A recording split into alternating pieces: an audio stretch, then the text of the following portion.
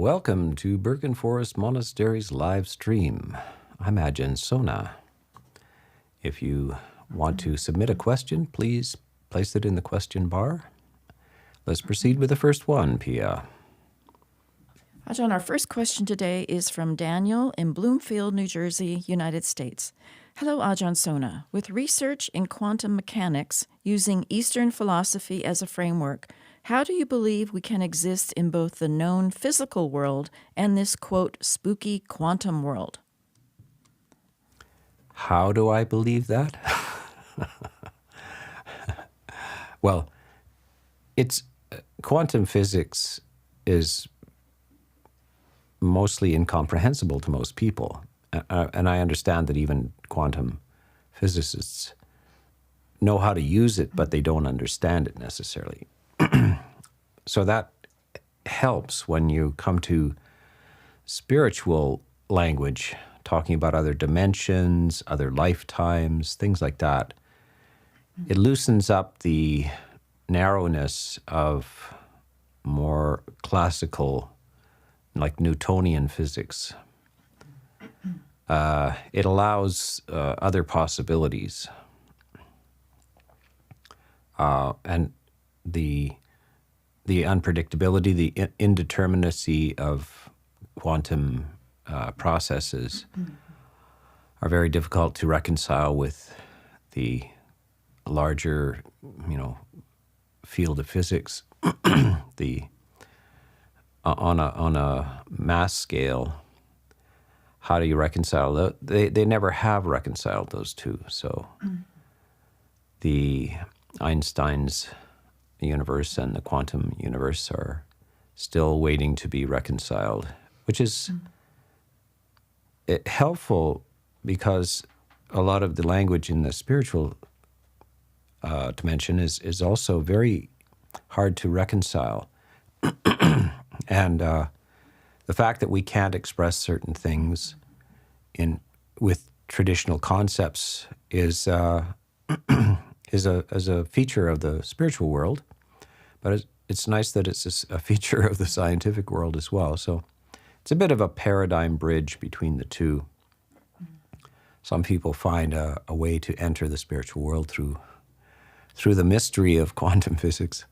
It's not necessary, of course, but scientific materialism for the last 2.5 centuries has challenged religious, spiritual ideas.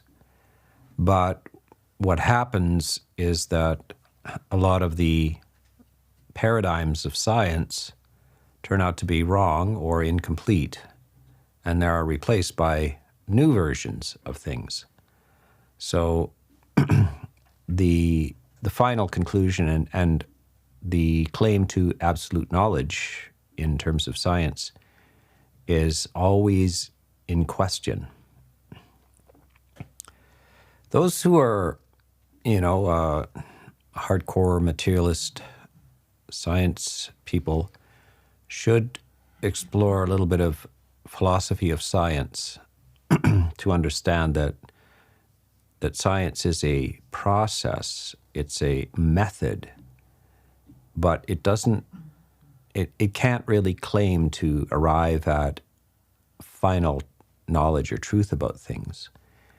All things that science does can be challenged, and that's in the nature of science itself. So it's a method to come to understand things, but can't claim that you ever arrive at a final knowledge of things. So it allows you to keep an open mind about things as well, not to have too much certainty about scientific conclusions, because they are only provisional, according to science itself and according to the philosophy of science as well. Okay, let's go on to the next question. Next question is from the live stream from No One Everyone in Iran. Dear Ajahn, if cognizance is a khandha itself and falls apart with all the other khandhas when the final death occurs, all awareness would end right then and there too. Does the, quote, pure chitta, unquote, as many Thai forest masters describe it, also fall apart after parinibbana, or its, quote, pure knowing nature, unquote, continues somehow totally separate from any khandas. As Venerable Mahabua puts it in The Path to Arahantship, quote, by using wisdom, we see clearly for ourselves that all 5 khandas are realities separate from the citta, unquote.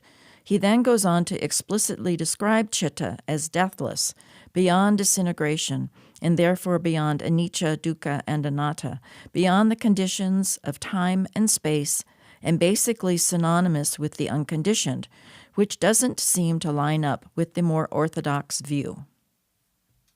Yes. So unless you're conversant with, deeply conversant with Buddhism, maybe even Abhidhamma, you will not have understood what was just said. So for the sake of the audience,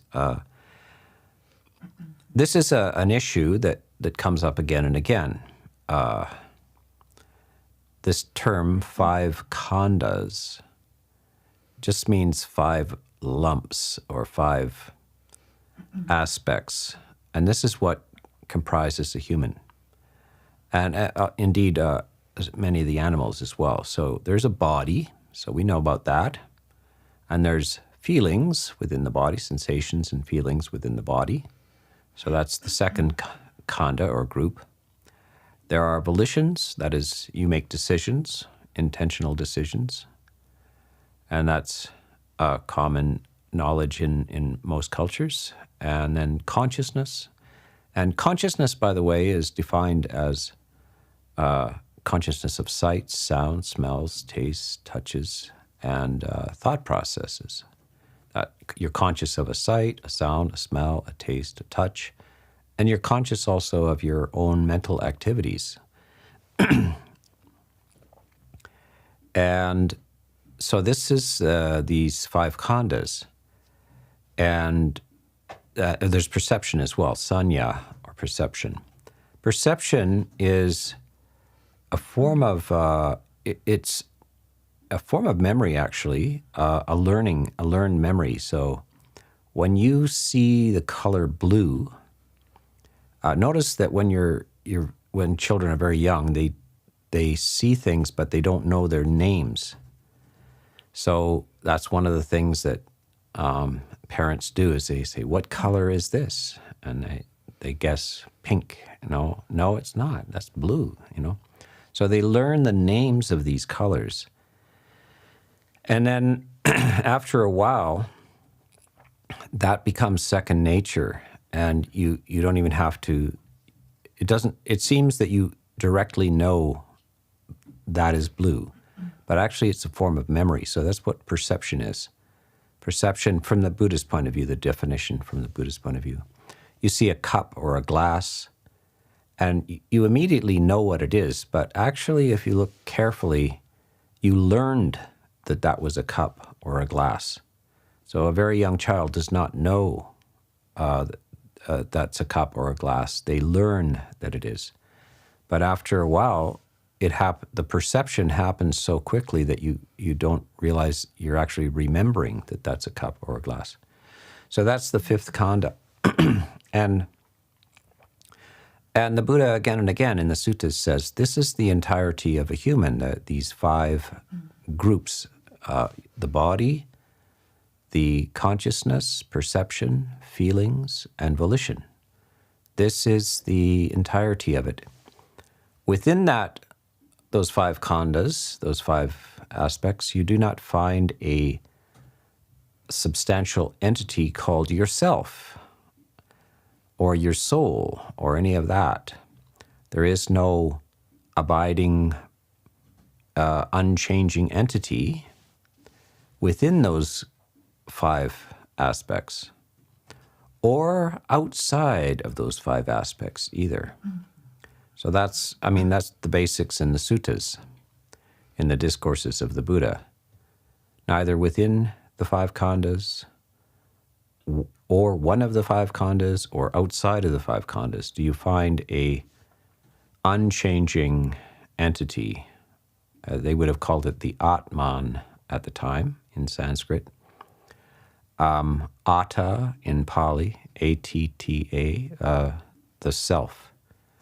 It's pretty familiar in Christianity that they have this idea of an immortal soul, which is also defined as this permanent, unchanging entity, a monad, they would call it.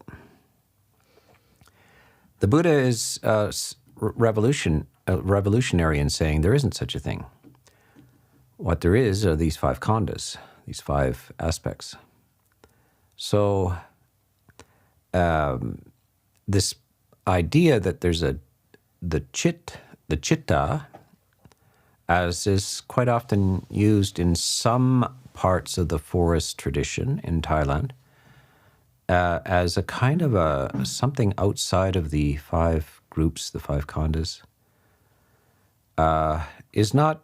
It's very difficult to find that concept in orthodox suttas or the Abhidhamma. It just simply is surprising to hear that, because if you're familiar with the suttas, if you're familiar with the Abhidhamma, the commentaries, you don't find such a thing.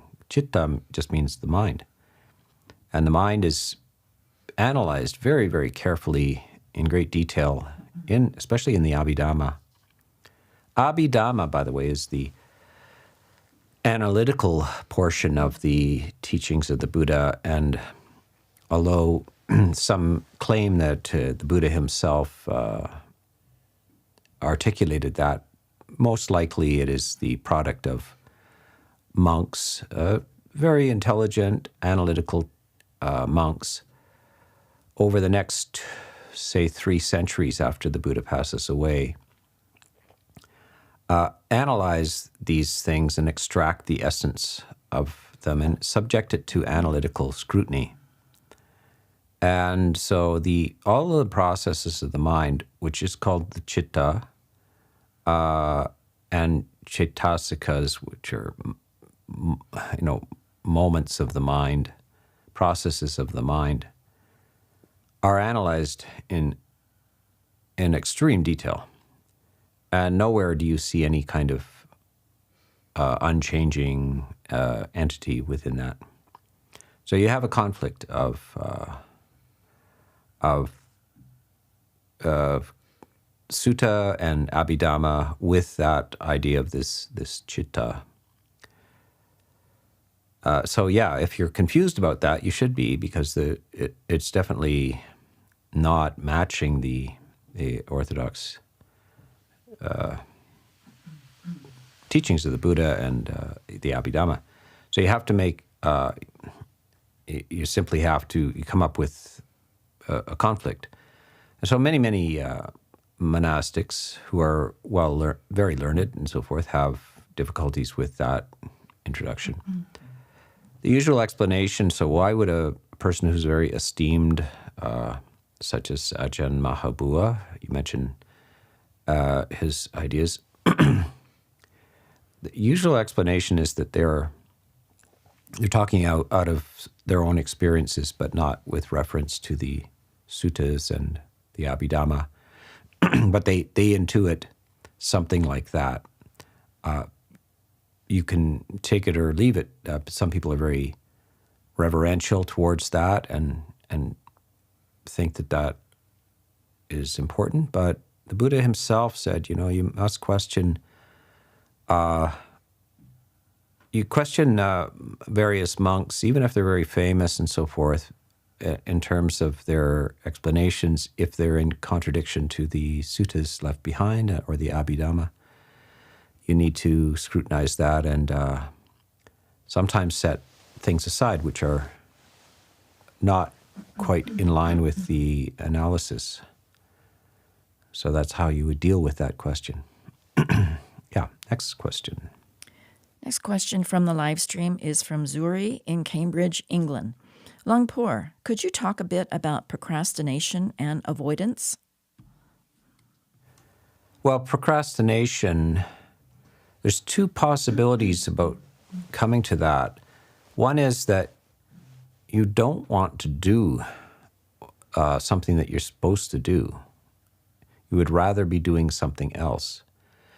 So you have to determine whether it's simply a lack of good habits on your part, or is it good sense on your part that you're doing stuff that you don't want to do, and therefore you should think about doing things that you want to do, if possible. A lot of people are stuck in situations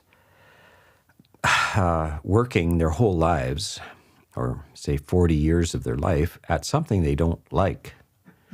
But they have to do it. They've got 6 kids and a life, and they don't like what they're doing, but they have to do it because it's a livelihood.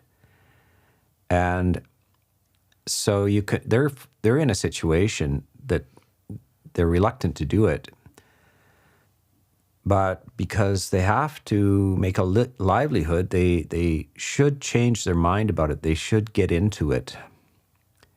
There is a saying, if you can't get out of it, get into it. But if you can get out of it, maybe you should. Lots of people change careers. They think, I don't like this job. I have to find something that's more conducive to my well-being. So they have to go to night school or take on extra work or take a chance and quit their job so they can find another one. These are the choices in life. So procrastination might be an indication of one of 2 things. One is that you're doing things that you really don't want to do, and it may be time to decide to do something that you want to do. Or if you can't get out of it and it's not possible, then you're going to have to say, well, I'm making myself suffer unnecessarily by procrastinating. I must learn to just get on with it and do it without creating any extra suffering for myself. So I get that question quite often, procrastination. It's a big part of human suffering. Okay, let's go to the next question. Next question from the live stream is from Agus Santosa in Indonesia. Dear Ajahn Sona, I truly treasure your teachings on YouTube and have been listening to them almost every night for the past 3 years. May I ask, is there any explanation and advice in the suttas about a meditative experience where, quote, the law of causality doesn't apply, end quote? Initially, subtle impulses still produce subtle thoughts. Then when the belief in the impulses was disentangled, they became duds. Nothing can produce anything. It's absolute, invincible. Okay, well, I'm glad to hear that I have listeners in Indonesia. Indonesia was a very important both Hindu and Buddhist country. Borobudur is a famous site of Buddhist architecture, probably the largest single mass architectural project on the planet. In terms of sophistication, it's very elaborate and almost the same mass as the Great Pyramids of Egypt, but more sophisticated than just a pyramid in the desert. So yeah, in fact, I one day I want to visit Indonesia and Borobudur. So let's get on to your question. You're basically asking, if we analyze your question, can something, in other words, thought processes, come out of nothing? Well, this is the famous question of, is there such a thing as free will? Free meaning uncaused or undetermined by previous activities. And this is a famous philosophical problem. And if we apply strict logic to it, usually you end up having to accept determinism, like that something does not come out of nothing. And so in the realm of thoughts and everything, then turns out that you're profoundly conditioned by 2 things, though. One, the past and the next is the present. So the present is a cause of things as well as the past.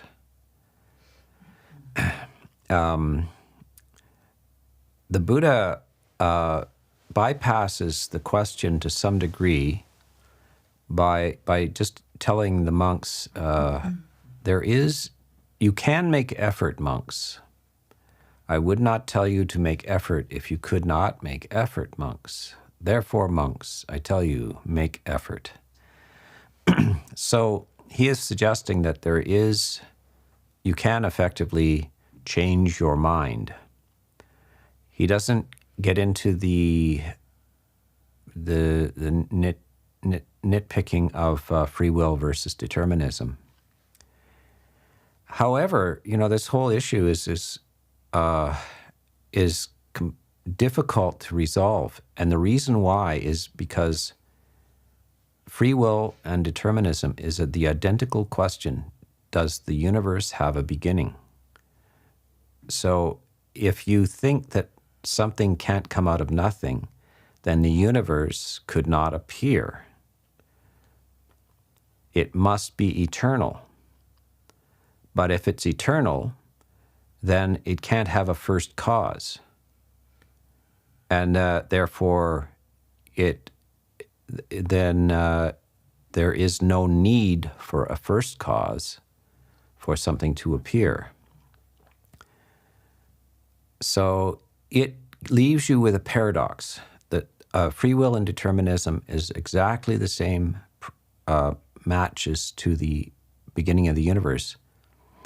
In Christianity or the theistic religions, they always say, well, God is the cause of the universe. But all we have to do is ask, then what is the cause of God? Oh, he has no cause. He's causeless. Well, there you go. that something exists without a cause then.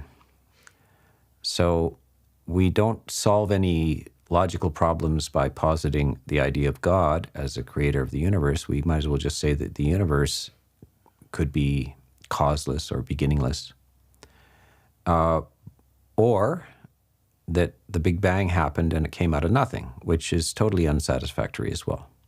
There is an interesting saying. The scientists say, give us one miracle, that is the universe popping out of nothing, and we'll explain the rest.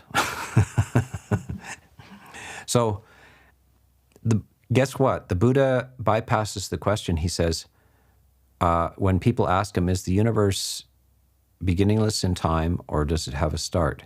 He says, don't waste your time with that question. You will never resolve that. It is beyond the capacity of humans to calculate that. It's called achintya, or unthinkable or incalculable. So it's also the case with free will and determinism is exactly the same micro situation as is the universe infinite or finite in time and also in space? So the Buddha's answer to that is, set that question aside. Do not waste your time with that question. But know this, you can make effort. Therefore, I say, make effort. Okay, so that's the practical. He's a pragmatic, practical person. He says, get on with it. You can get on with it. Yeah. Next question. Next question is from Anonymous in California, United States. Regarding the simile given for the second jhana, the Buddha refers to it as being like a mountain lake with no outlet or inflow, but that there is a well springing up from below. Does Ajahn think that this could actually be a more literal translation of what might occur within one's own body? In other words, could it signify that a type of energy or pleasure would rise up from below within the framework of one's physical body? Yes, the pleasure that bubbles up. So let's just go into that. Is a beautiful simile, by the way. The Buddha explains these, what we would call mystical states, or these deep states of consciousness, extreme lucidity and clarity of the mind, which is entered. This is the eighth factor of the Noble Eightfold Path, called samadhi. And in order to talk about that, because this is not what people conventionally experience. Normal people can go through their entire life and never have moments of just profound, deep stillness and peace. This is something you cultivate, you practice, and not everybody can get to it. But in order to explain these supernormal states, because they're not normal, they're above normal, he has to use similes. So he uses these beautiful similes from nature. So the second jhana, a deeper state where thought processes, discursive activity are falling away, and there's still full awareness, deep joy and ease of body, joy of mind, ease of body is present. And he talks about it as a spring in a mountain lake. The water is pure and cool, and there's no apparent streams flowing into it. So where's the water coming from? And why is it pure? It's bubbling up from the ground, from a spring. So what does that mean? It's not necessarily that the cause of it is that it's bubbling up from within your body. It means that it's not coming from the outside. It's not coming as a result of sights or sounds or smells or tastes or touches or even discursive activity, thinking processes of the mind. So it's coming internally. It's coming up internally, but not necessarily just from the body. It's not just welling up from the body. It's welling up from the mind. The mind is... how do you know you have a body?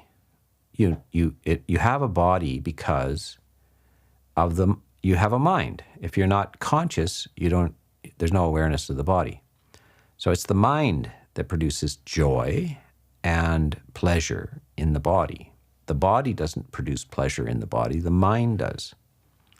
So this deep spring is coming up from a mind well-tamed, very serene, focused and clear. That's where it's coming from. So understand that simile like that. But by the way, I have given a whole course, I think 6 lectures on the jhanas, including these similes, on this YouTube channel. So go there and go through it carefully. Listen to all 6 talks where I use the similes and explain it in great detail how this works. Okay, let's go on to the next question, Pia.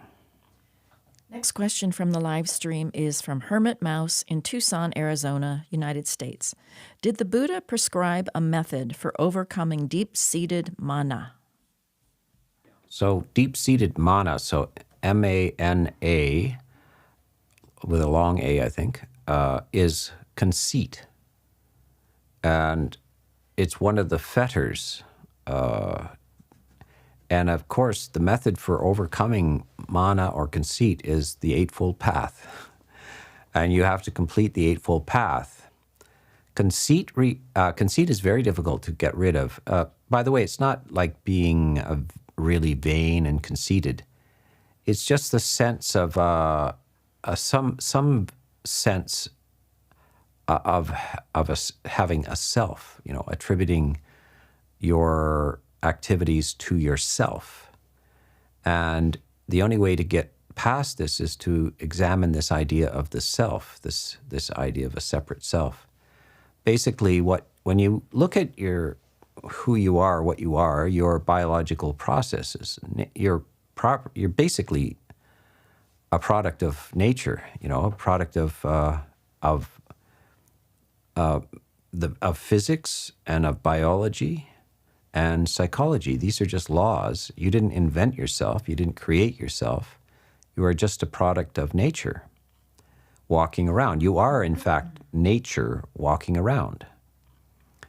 And we have a strange sense that we're responsible for our bodies and our minds and our biology and so forth. But who is this one that is responsible for this? Where is that self located?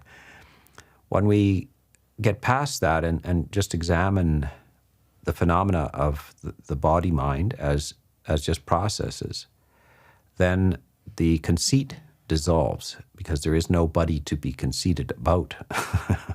It's just you don't know how your body grew. It just appears and it grows.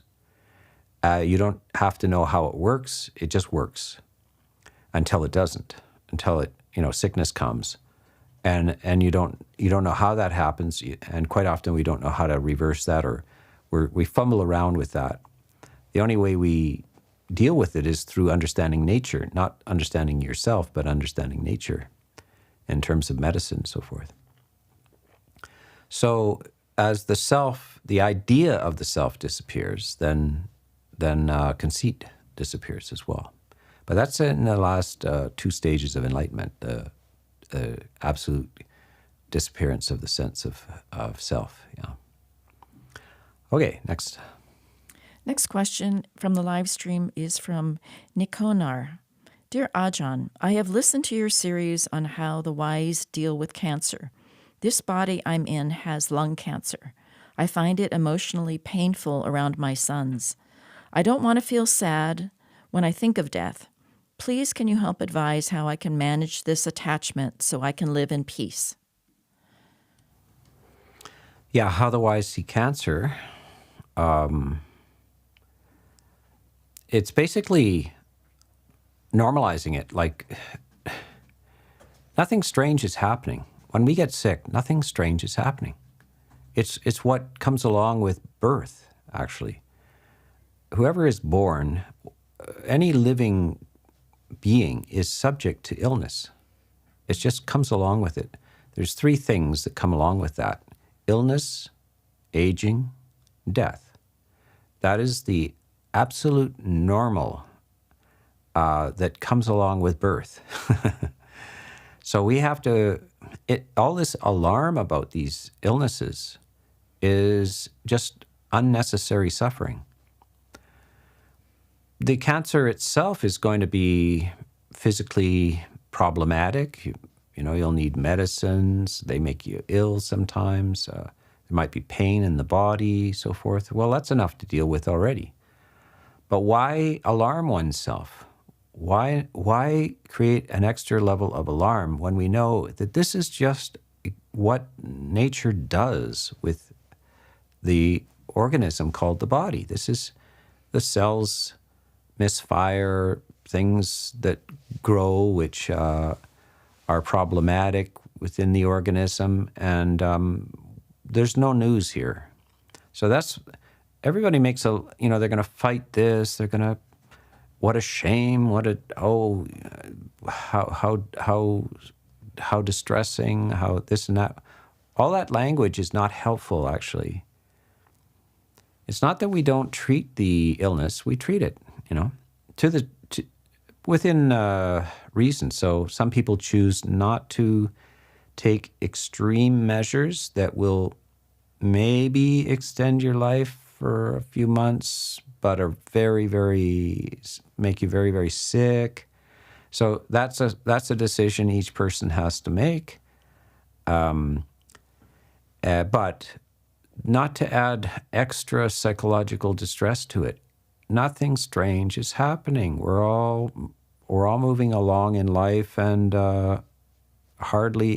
it's almost unknown that somebody goes through life without being sick in some way. And if you're not sick, then the next thing is aging, and there is no way out of that. By the way, aging isn't just getting old. Whatever that is. What is old? What's old? 30? At one time in history, 30 was old. Is 70 old? So it's not about old, it's about this process called aging. So it's quite dramatic to become 5 years old after being 4. In 1 year, it's a huge change. It's 20% of your life. When 1 year in your life when you're 5 is 20% of your entire existence. So it's an incredible amount of processing. To become a teenager, 13 or 14 is a weird thing because you were just a child 2 years ago. And now you've got responsibilities and people expect things of you. And then to be 20, oh, what a weird thing. You were just 18. Now you're an adult and now you have to really deal with the world. Now that's a huge burden, That's a huge adventure, a change. Some people look forward to, others are just overwhelmed by the experience. So this is what aging is this endless change. But illness is also just change as well. But so this is what the Buddha asks us to examine. Know that all things are changing. All aspects of your body and mind are changing, and the world around you and everybody else's body and mind are changing. And they're changing sometimes towards health, sometimes towards illness. They're aging and changing. And why do we make such a story around this? It's just the way it is. And we will suffer if we don't like it. We need to normalize it. So nothing strange is happening when we have cancer. And you have children as well. And that's not strange to have cancer and children. Normal. And children, parents die. Sometimes children die. People die. That's totally normal. And you need to listen to that language again and again. You'll be surrounded by people who are objecting to this. They're arguing with the universe, arguing about this with the universe. It's a waste of time. Don't argue with the universe. Listen to voices that say everything's normal. Illness, aging, death is just normal. Nothing to worry about. So that's how you deal with this, and then you will feel at peace. Yeah. Okay. Next question. Next question from the live stream is from Yoli in Arizona, United States. Is it moral to dodge negative karma pala when you see it coming, or should you accept it with equanimity? How does responsibility for one's body or the lives of others work with keeping the first precept when threatened with imminent harm? Well, the term karma pala means the fruit of an intentional action.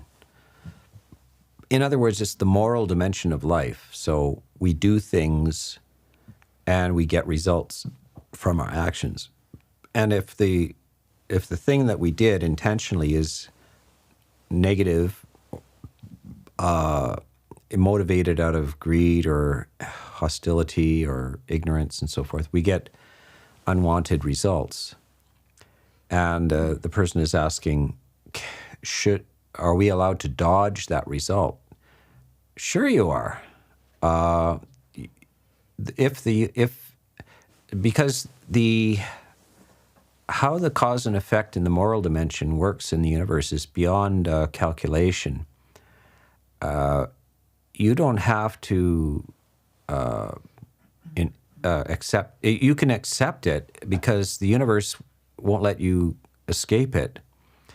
But if you can avoid it, sure, you should. If you can avoid negative results, then of course you should, yeah. But if it's strong karma, you won't be able to avoid the results. The universe has made a decision about these results, and that's it. But if you can avoid it, yeah, you shouldn't inflict it upon yourself. You should try to maximize your own well-being and happiness. As far as the first precept, that is killing, avoid it at all costs, both killing others and killing oneself. It's a new idea in the West. There's all kinds, despite the teachings of Christianity, against the killing of things. It seems to have woven itself into culture. There's capital punishment, and there's all kinds of excuses for war, and then, of course, in the animal realm, it's from a Christian point of view that it seems that animal lives are meaningless, and that humans can kill them at will without any results. This is not the case from a Buddhist point of view. A killing of other conscious beings has negative consequences. Intentional killing is just to be avoided. So in brief, that's it. Let's go on. Next question from the live stream is from Ubeshek. What was the turtle metaphor of Buddha in which he said retracting one's sense in the shell and a coyote came to crack the shell? Can you describe that in detail? Yeah, that's another simile for the importance of this jhana samadhi. So he gives a simile. He says a coyote or a wolf or something comes along and wants to eat the tortoise, but the tortoise pulls its head and its feet into the shell. So the tortoise's feet and head are similes for the five senses: sight, sound, smells, taste, touches. And the coyote attempts to gnaw at the shell, but gives up because there's nothing to grab a hold of. The coyote is what we would call Mara. Mara is confusion and temptation and distress in the world. So the world is full of illusions. The coyote is like a joker, almost some sort of prankster in the world. You see sights that are alluring, sounds and smells and tastes and touches, and you're chasing them all the time, but they evaporate on you. So you get a beautiful sight, but eventually you need another beautiful sight. Sights are not permanent. They don't produce permanent happiness. Sounds don't. Smells, tastes, touches don't. But because of we don't know anything else, we want to capture them. We want to hold them and preserve them. And that's Mara, the tempter, the trickster. When we withdraw from the senses, that's jhana. That's the deep samadhi. And we get an experience of happiness and well-being, having withdrawn from the sensory world within. And so that's the idea of the tortoise withdrawing its limbs and head. And then Mara can't get you. The production of dukkha, of suffering and so forth, is not able to get you when you withdraw from the sensory world and find satisfaction within the internal world. I want to say that this simile also is found in a Catholic contemplative called Teresa of Avila. She's a medieval nun, a mystic nun, and she was asked about what she does in her prayer and so forth, and she says, I'm like a tortoise. I withdraw my senses into the interior world. So either that simile circulated around in the ancient world and arrived and was transmitted along in the Christian world, or she came up with it herself. And so great minds think alike sometimes. Very interesting. Yeah. Okay, let's go to the next question. Next question from the live stream is from Deborah. Would someone who thinks they have progressed far down the Buddhist path talk down to others who are relatively new on the path? I've experienced this recently, and it makes me doubt this person has really progressed that far. Well, it's hard to say. I mean, somebody who has been in the Sangha spiritual community for a period of time, and if they're willing to teach others, then sometimes they'll have to correct people's ideas, and because people have opinions and so forth, and sometimes they just want to be heard, and quite often they don't understand that they're just wasting their time. They're just inexperienced. So, a teacher of anything, if you go to a good piano teacher and you have an idea that you know what you're doing with the music and so forth, they might say, no, that's just bad. You might not want to hear that, but they might say, you really got to practice more scales because your technique is just not good enough. You've got to listen carefully. You've got to express this phrase this way, and your sense of that phrase is poor. So in all fields of teaching, you're going to encounter coaches and teachers that talk to you in sometimes tones that you're a little offended by. But at the same time, especially in the spiritual world, there are people who are not qualified to be teaching, or they're fraudulent, or they just have bad personalities. So I can't say, from the brief sketch you gave me of the situation, I can't say that this person shouldn't be talking this way. I can't determine whether you're just sensitive or they're just not very skillful. But be aware that it's a learning process like any other, and sometimes coaches are rather harsh. Okay, next question. Next question from the live stream is from Mind Gardening. Can you give some ideas of how to practice the wisdom element on the path? The wisdom element. Yeah, by the way, Mind Gardening. This is my latest book here. It's called What Comes Before Mindfulness and Effective Effort, How to Garden Your Inner Life. How to Garden Your Inner Life. So this is available on Amazon. So if you're interested in gardening your inner life, that might help. Now, let's go back to the question. What was the question again? Can you give some ideas of how to practice the wisdom element of the path? Yeah, so the wisdom element is the capacity to reflect and investigate what the Buddha is saying. And the basics of what the Buddha is saying is given in the Four Noble Truths. So the first situation is, let's give priority, make something very important in the pursuit of knowledge. Like people spend enormous amounts of time and money figuring out how many stars there are in the universe, or how far it is to the next galaxy, or how did the Earth form.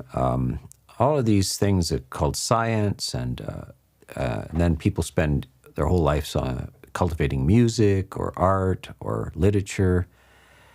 The Buddha is saying, there are priorities here. There's a hierarchy of importance in terms of what you learn. And at the top of the list is unnecessary suffering.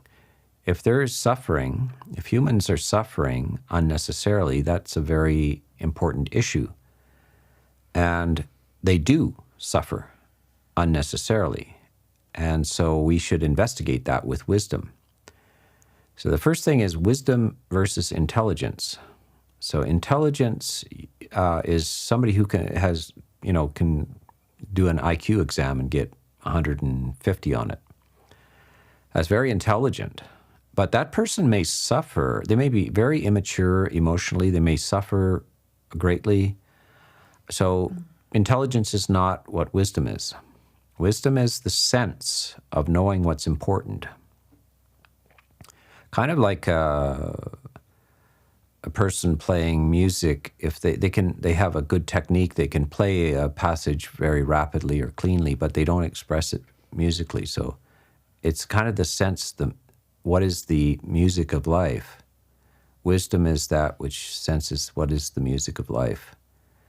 And this emotional distress, unnecessary emotional distress, is the is the issue that wisdom spots and makes a priority in life. Tries to understand what is the source of one's suffering. How do people suffer? And they examine the cause of it. And mostly it's a lack of understanding is what causes this suffering. So that's how you exercise wisdom, is by uprooting suffering through the understanding of how it is caused and how it can come to cease. And the full explanation is through the Eightfold Path. So it's the Four Noble Truths and the Eightfold Path is how wisdom should be applied. Yeah. Next question is from David in Barcelona, Spain. I am new on the Buddhist path, and although this question has probably been asked a lot, I am still not sure. Would it be wrong view or unskillful to introduce some Mahayana practices into my Buddhist daily ritual? With this, I mean like meditation styles practiced in schools like Chan or chanting from Mahayana schools. It could be all right. I mean, when you say Mahayana, introduce it into your Buddhist practice, I mean, Mahayana is a Buddhist school. And Chan, by the way, this is an interesting development of a word. So in Pali, in the early suttas, there is the eighth factor of the Eightfold Path can be described as jhana, Jhana, jhana. When that word is brought into the Chinese language, they prefer monosyllables, so they chop off the last A and it becomes chan. So jhana and chan, or chan, is the same word, and it means meditation, accomplished meditation, serene, focused meditation. When it comes to, eventually Chinese Buddhism came to Korea next, and it becomes son there. Chan becomes son. And eventually, finally, after almost 1,000 years, Buddhism arrives in Japan, 5th century AD. And they don't pronounce cha or sa. They use z, or z, and it becomes zen. So jhana becomes chan, son, and zen. So that's what Zen monks are supposed to be doing. Not all of them are doing what they're supposed to be doing, by the way. They're attempting to cultivate the mind through meditation, deep states of meditation. So this is not foreign to the Theravada basics. It's just a different pronunciation of a word, but it's okay to practice some forms of Chan meditation, Zen meditation. Not all of those attitudes conform to the Theravada. There are differences in the schools. They're not all the same. So, yeah, it's very important that one sorts out the differences and decides which one you're going to pursue. Because sometimes you'll just get confused. If you mix these things together, you might get confused. So you want to clarify these things. But I can't tell you, if you just give me a general thing, can I do Chan? Can I chant this? I have no idea, because I don't know what you mean by that. What type of Chan, what attitude to meditation are they expressing? Is it in conformity with the Theravada practice? Okay, let's go to the next question. And this should be the last question, I think. Ajahn, our final question today is from the live stream from Biometanader in Pennsylvania, United States. Ajahn, on my day off from work, I wake up, meditate, feel peaceful, and then, as the day goes on, I start to feel sad and bored. How can I go through the day avoiding succumbing to this? Well, it's natural. If you're going to attempt to live in a very spiritual, austere way, you're going to your normal ways of dealing with your sadness and so forth is by distraction. So people spend their time kicking balls around or playing sports or bungee jumping or river rafting or all kinds of trivial pursuits, distracting pursuits, in order not to deal with the reality of just being alive. So when you face yourself like that and meditate and have a quiet day, the reality of this existence starts to well up. That's why most people don't meditate. They run away from that. If you go to a monastery or meditation center, you're face to face with yourself. So until you have a philosophy of life which allows you not to be sad and distressed, then you will be sad and distressed. But that is what spiritual practice should result in, a clearing up of that sadness and depression and confusion. That's the point of it. But sometimes in order to get there, you have to face yourself, and you can't just distract yourself from the real work. So the spiritual practice is the real work. Lots of people are doing a lot of work in this, but it's not the real work. The real work is to face yourself and straighten your mind out and get clarity of vision. So with that, we will end for today, and we will see you next week if things go well.